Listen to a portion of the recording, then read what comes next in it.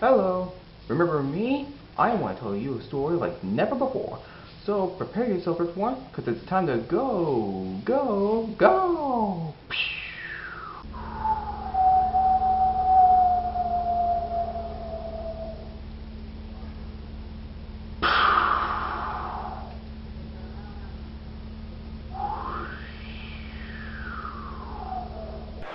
Three travelers are enjoying a football game in Texas when suddenly they see something in the sky.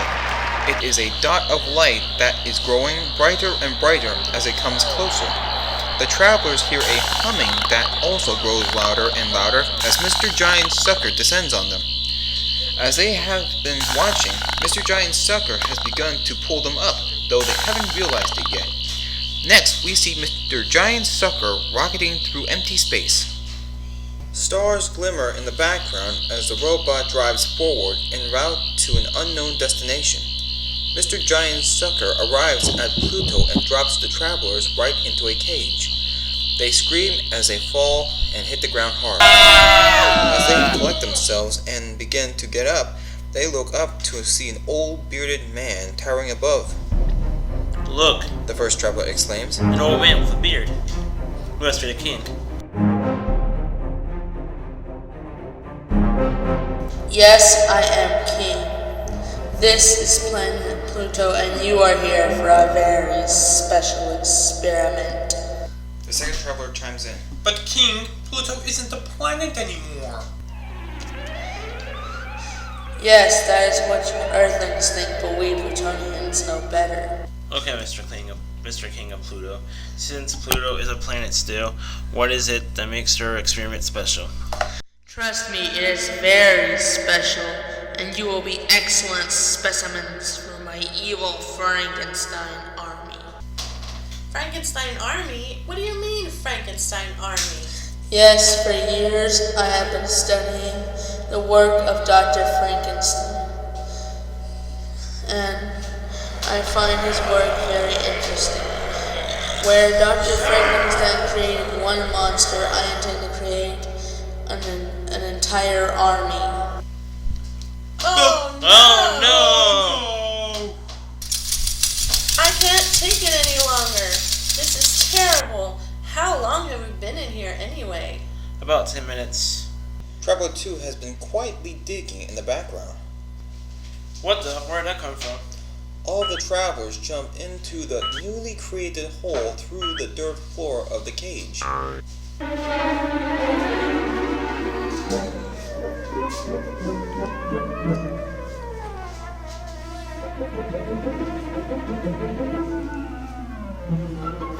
The travelers, digging alone, encounter an open chamber. Strangely, there is a clown buried up to his neck in dirt within the underground chamber. Thank God someone came! A year ago, the king and I got into an argument, and he got so mad that punched me right into the ground. Since then, I've been stuck down here, surviving on worms. Oh, that sounds just terrible. We're digging our way out of prison. Why don't you come along and we'll help you get out? Oh, you really mean it? Woo!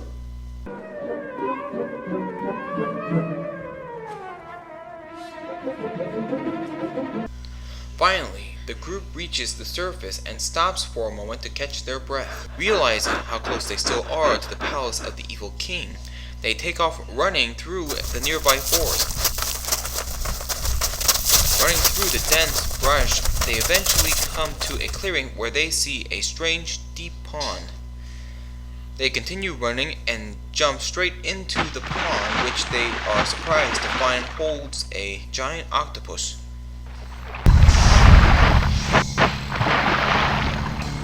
They scatter out of the pond and the octopus surfaces. At this point, the clown sees that the octopus holds a familiar item, his magic paintbrush. The clown explains that the paintbrush is his old magic paintbrush that he lost, and that it has the power to make whatever you paint come to life. He asks the clown for it back, offering a regular paintbrush in return. Please have my magic paintbrush back. The octopus is just interested in doing his art and not the magical powers of the paintbrush, so he agrees to trade it back. The clown immediately begins painting a clown car, and the travelers are amazed at the capabilities of this paintbrush. They pile in and take off deeper into the forest. They are stopped and captured by paramilitaries in the jungle and once again taken captive. Halt! They are brought to the good brother for questioning. The rebel forces believe the travelers are spies for the evil king. The travelers explain themselves, and the good brother explains that he is the rightful heir to the throne, I'm the rightful owner to the throne. but that the evil king manipulated their father into giving him the crown. Give me the crown. The good brother continues to explain that he has brought together this army in the forest to overthrow the evil king. This is my army. The travelers are moved by this story and agree to fight with them. We'll help. They stay at the rebels' forest encampment for a few days. The clown sneaks away and returns to the king's palace, where we learn he is secretly working for the king. He tells the king exactly where to find the rebel encampment. The king responds that he wants to burn it down. The clown was under the impression that the king wanted the rebels only as prisoners, but now that their lives are at stake, he has a change of heart. He runs back to the rebel camp and warns them that the king's army will soon be there to burn it down. Better watch out! The rebels escape in a hurry, avoiding the fire. Now mobile, the rebel army takes this opportunity to march on the king's palace and defeat their evil ruler once and for all.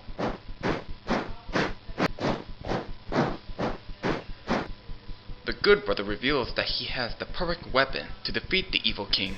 I have the perfect weapon. It is radioactive jelly, and once the king eats it, it will cause him to hallucinate until he is given the proper antidote.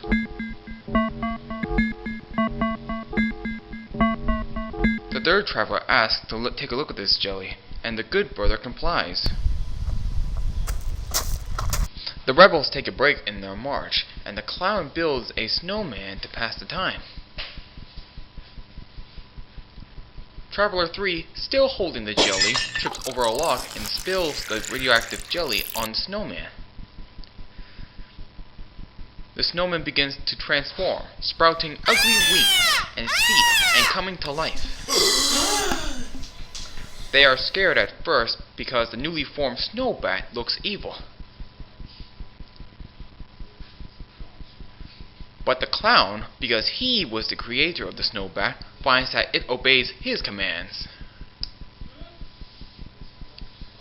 The good brother explains to the travelers that in order to defeat the king, they first have to disarm his personal guards. They finally arrive at the castle and confront the king. At which point, the king transforms into a dragon. Scared and feeling outmatched, the rebels are relieved to see a diplodocus appear from the forest to aid in the fight. The travelers weaken the guards, and the rebels use new capsules to capture them. They then turn to the dragon-formed king, who breathes a big plum of fire at all the rebels. The fireproof snowbat swoops in just in time, deflecting the attack. At this point, the clown jumps onto the back of the snowbat and flies high up into the air. Once above the Dragon King, he paints a big net that falls on the dragon and defeats him. Once captured under the net, the evil king turns back into human form. The good brother doesn't have the heart to kill his own twin, so the clown paints a rocket ship and launches the evil king off into space. The clown wants to return to Earth with the travelers, so he paints another ship and they all go home together. The travelers and the clown and the Plodon land on Earth to a cheering crowd. The end. The football players came home too, and they're glad they're home and safe. Hey, thanks for watching our picture, guys. We're gonna miss you, but no threat. We'll be back someday. Until we meet again, I love you. Hook 'em horns. Peace.